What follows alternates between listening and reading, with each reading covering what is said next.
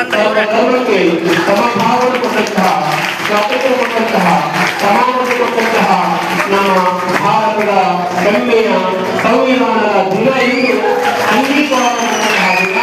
ಅದಕ್ಕೆ ಪುಷ್ಪವನ್ನು ಅಭಿಷೇಕ ಮಾಡುವ ಮೂಲಕ, ಉದ್ಘಾಟನೆಯನ್ನ ಮಾಡುವ ಮೂಲಕ ನಮ್ಮ ಸಂವಿಧಾನ ಕಡ್ಡಾಯವಾಗಿ ಓದಿಸ್ಬೇಕು.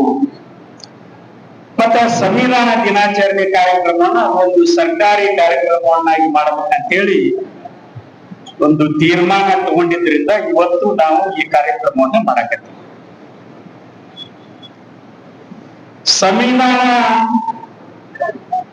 ಅಂಗೀಕರಿಸಿದಾಗ ಅಥವಾ ಸಂವಿಧಾನ ಜಾರಿಗೊಂಡಾಗನೇ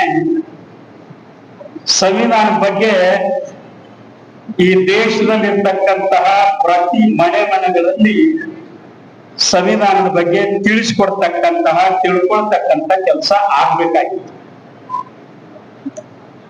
ಬಹಳ ಜನರಿಗೆ ಏನಾಗ್ಬಿಟ್ಟತ್ತೆ ಅಂದ್ರೆ ಸಂವಿಧಾನ ಯಾರು ಓದ್ಬೇಕು ಅಂತಂದ್ರೆ ಯಾರು LLB ಓದಾಕತ್ತಾರ, ಯಾರು ಶಾಸಕರದಾರ, ಯಾರು ಸರ್ಕಾರಿ ಸೇವೆಗಳಲ್ಲಿ ಅದ್ರ ಅಗತ್ಯ ಐತಿ ಅವ್ರಷ್ಟ ಓದ್ಕೋಬೇಕಂತೇಳಿ ತಲೆ ಒಳಗೆ ಹಾಕೊಂಡಿವ್ ನಾವು.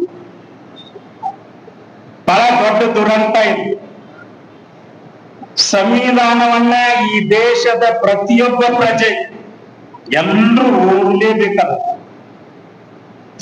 ಈ ದೇಶದ ಪ್ರತಿಯೊಬ್ಬ ಪ್ರಜೆ ಭಾರತ ದೇಶದ ಸಂವಿಧಾನವನ್ನ ಓದ್ಕೊಂಡಾಗ ಮಾತ್ರ ನಿಮ್ಮನ್ನ ಯಾರು ಮೋಸಗೊಳಿಸಲಾರರು, ನಿಮ್ಮನ್ನ ಯಾರು ಕೂಡ ಶೋಷಣೆ ಮಾಡ್ಲಿಕ್ಕೆ ಸಾಧ್ಯ ಇಲ್ಲ.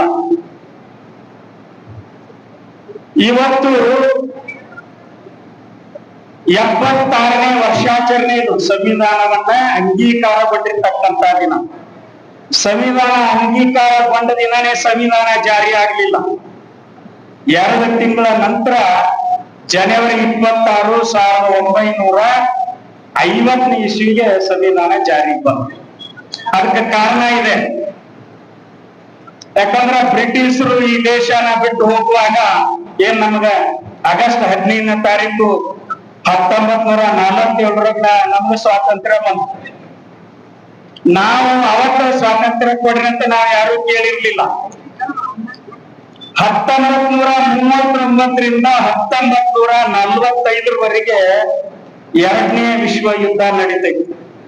ಯಾವ ತಳಹದಿ ಮೇಲೆ ನಾವು ಭಾರತೀಯ ಪ್ರಜೆಗಳಾಗಿ ನಾವು ನೀವು ಜೀವಿಸ್ತೇವೆ ಕೂಡ ಬಹಳ ಸವಿಸ್ತಾರವಾಗಿ ಈಗಾಗಲೇ ನಮ್ಮ ಪರಶುರಾಮ ಅವರು ಬಹುತೇಕರಲ್ಲಿ ಕೊಟ್ಟಂತ ವಿದ್ಯಾರ್ಥಿನಿಯರಿಗೆ ಒಂದೇ ಕೇಳ್ತೀವಿ, ಇವತ್ತೇ ನೀವು ಮನೆಗೆ ಹೋದ ತಕ್ಷಣ ಏನ್ ಮಾಡ್ಬೇಕು, ಭಾರತದ ಸಂವಿಧಾನದ ಪುಸ್ತಕವನ್ನ ನಿಮ್ಮ ಪ್ರತಿಯೊಬ್ಬ ವಿದ್ಯಾರ್ಥಿಗಳು ಕಡೆಯಲ್ಲಿ ತಾವು ತಗೊಂಡು ಇರೋದಷ್ಟೇ ಅಲ್ಲ, ಇದರ ಅಭ್ಯಾಸವನ್ನು ಕೂಡ ಮಾಡಿದಾಗ ನೀವು ಭಾರತ ಪ್ರಜೆಗಳ ಮೂಲಕ ಅವರ ಆಗ್ತೀರಿ ಅನ್ನೋ ಮಾತುಗಳನ್ನು ಸ್ಪಷ್ಟವಾಗಿ ಈ ವೇದಿಕೆಯನ್ನು ನಾವು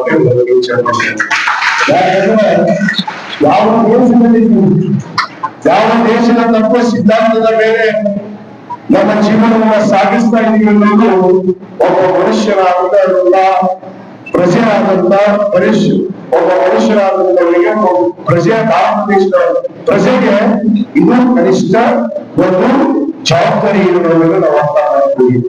ಯಾಕಂದ್ರೆ ನಮ್ಮ ಸಂವಿಧಾನದ ಬಗ್ಗೆ ನಮಗೆ ಗೊತ್ತಿಲ್ಲ.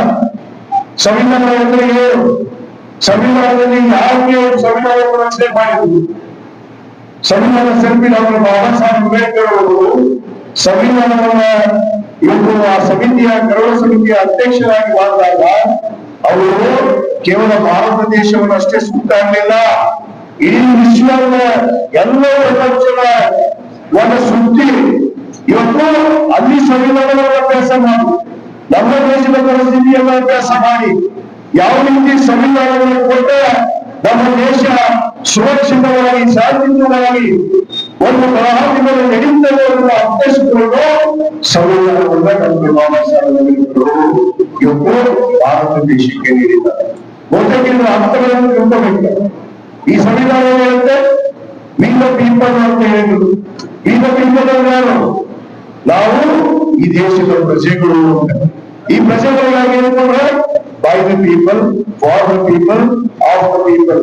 ಅಂದ್ರೆ ಪ್ರಜೆಗಳಿಗೋಸ್ಕರ, ಪ್ರಜೆಗಳನ್ನಾಗಿ ಸ್ವಲ್ಪ ಜೋರ ಹೇಳ್ರಿ ನೋಡೋದು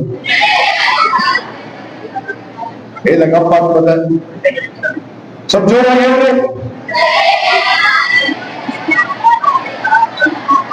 ನಮ್ಮ ದೇಶ ಇವತ್ತು ಪ್ರಜಾಪ್ರಭುತ್ವ ರಾಷ್ಟ್ರ ಜನರಿಗಾಗಿ ಜನರಿಗೋಸ್ಕರ ಜನರಿಂದ ಎನ್ನುವ ಒಂದು ಸಂವಿಧಾನ ಇದು ಜಾತ್ಯಾತೀತ ಹಾದಿ ಮೇಲೆ ಒಂದು ಜಾತಿಗೆ ಸೀಮಿತವಾಗಿ ಒಂದು ಧರ್ಮಕ್ಕೆ ಸೀಮಿತವಾಗಿ ನಮ್ಮ ಸಂವಿಧಾನ ಇಲ್ಲ ಕೆಲವಷ್ಟು ಪಟ್ಟಭದ್ರ ಹಿತಾಸಕ್ತಿಗಳನ್ನ ನಮ್ಮ ದೇಶದಲ್ಲಿ ನಿಮ್ಮನ್ನ ಮನಸ್ಸನ್ನ ಸಿಗರಿಸುವಂತ ಕೆಡಿಸುವಂತ ಕೆಲಸ ಮಾಡ್ತಾ ಇದೆ ನಮ್ಮ ದೇಶದಲ್ಲಿ ಯಾಕಂದ್ರೆ ಅವ್ರಿಗೆ ಈ ದೇಶದ ಸಂವಿಧಾನ ಕಾಣಾಗಿದೆ ಆ ದೇಶದ ಸಂವಿಧಾನ ಒಪ್ಕೊಳ್ಳಿಕ್ಕೆ ಅವ್ರಿಗೆ ಕಷ್ಟ ಆಗಬೇಕು ಯಾಕಂದ್ರೆ ಇದೀಗ ಹೇಳಿದ ನಮ್ಮ ಮನುಷ್ಯ ಸಮಾಜದಲ್ಲಿ ಈ ಮನುಷ್ಯನಲ್ಲಿ ಏನೋ ಸನಾತನ ಧರ್ಮ ಮನುಷ್ಯನಲ್ಲಿ ಕೆಲವಷ್ಟು ಕೆಟ್ಟ ಪೀಳಿಗೆಗಳು ನಮ್ಮ ದೇಶದಲ್ಲಿಲ್ಲ ಆ ಸ್ವಾತಂತ್ರ್ಯ ಪೂರ್ವದಲ್ಲಿ ಇದ್ದು ಸ್ವಾತಂತ್ರ್ಯ ನಂತರ ಇವತ್ತು 76ನೇ ಈ ಒಂದು ಸಂವಿಧಾನ ದಿನಾಚರಣೆಯನ್ನು ಆಚರಣೆ ಮಾಡಿದ್ರು ಕೂಡ ಇನ್ನೂ ಬಿಟ್ಟಿಲ್ಲ ಅವರು ಯಾಕಂದ್ರೆ ಈ ದೇಶವನ್ನು ಒಳಗಾಳಬೇಕು ಅಂದ್ರೆ ಒಂದೇ ಒಂದು ಉದ್ದೇಶದಿಂದ ಇವತ್ತು ನಮ್ಮ ಸಂವಿಧಾನವನ್ನ ಇವತ್ತು ತಿರಸ್ಕಾರ ಮಾಡುವಂತ ಕೆಲಸ ಮಾಡ್ತಾ ಇದ್ರೆ ಆದ ಕಾರಣ ನಾವು ನಮ್ಮಲ್ಲಿ ವಿನಂತಿ ಮಾಡ್ಬೋದು ವಿದ್ಯಾರ್ಥಿಗಳು ಯಾಕಂದ್ರೆ ಈ ದೇಶವನ್ನ ಮುನ್ನಡೆಸುವಂತ ನಾವು ಯಾಕಂದ್ರೆ ಭವಿಷ್ಯದಲ್ಲಿ ಈ ದೇಶದ ಜವಾಬ್ದಾರಿಯನ್ನು ಹೊರತಾ ಇರ್ಬೋದು ಇವತ್ತು ನಾವು ಈ ವೇದಿಕೆಯನ್ನು ಕೊಟ್ಟಿದ್ದೀವಿ ಮುಂದೊಂದು ಕಾಲ ಬರುತ್ತೆ ನೀವು ವೇದಿಕೆಯನ್ನು ಬಂದು ಈ ದೇಶವನ್ನು ಮುನ್ನಡೆಸುವಂತ ಕಾಲ ಬಂದಾಗ ಆ ಜವಾಬ್ದಾರಿಯನ್ನು ನೀವು ಮುಗಿಸಿಕೊಂಡು ಗಟ್ಟಿಯಾಗಿ ನಮ್ಮ ಸಂವಿಧಾನ ಪರವಾಗಿ ಇವತ್ತು ಮನೆಯನ್ನು ಇಡುವಂತ ಕೆಲಸ ನಮ್ಮ ಮಕ್ಕಳನ್ನ ಆಗ್ಬೇಕಾಗಿದೆ ಯಾಕಂದ್ರೆ ಈ ದೇಶದ ಸಂವಿಧಾನ ನಾವು ಪವಿತ್ರವಾಗಿರ್ಬೇಕು ಮೊದಲು ಹಲವಾರು ಗ್ರಂಥಗಳನ್ನು ಓದಿರ್ಬೇಕು ಪಠ್ಯ ಪುಸ್ತಕದಲ್ಲಿ ಬರ್ತಾವೆ ಹಲವಾರು ಇವತ್ತು ಗ್ರಂಥಗಳ ಬಗ್ಗೆ ಇವತ್ತು ಇತಿಹಾಸದ ಬಗ್ಗೆ ಇತಿಹಾಸವನ್ನು ಅರ್ಥ ಮಾಡ್ಕೊಳ್ಳಿ ನಮ್ಮ ದೇಶದ ಪರಿಸ್ಥಿತಿ ಹೇಗಿತ್ತು ನಮ್ಮ ದೇಶದಲ್ಲಿ ಯಾವ್ಯಾವ ನಾವು ಜೀವನವನ್ನು ಸಾಗಿಸ್ತಾ ಇದ್ದೀವಿ ಹೇಗ್ ಸಾಗಿಸ್ತಾ ಇದ್ದೀವಿ ಅನ್ನೋದನ್ನ ಮೂಲ ಅಂಶಗಳನ್ನು ನಾವು ಅರ್ಥ ಮಾಡ್ಕೊಂಡಿಲ್ಲ ಆ ನಿಟ್ಟಿನಲ್ಲಿ ಇವತ್ತು ನಾನು ವಿದ್ಯಾರ್ಥಿನಿಗಳಿಗೆ ಕರೆ ಕೊಡೋದು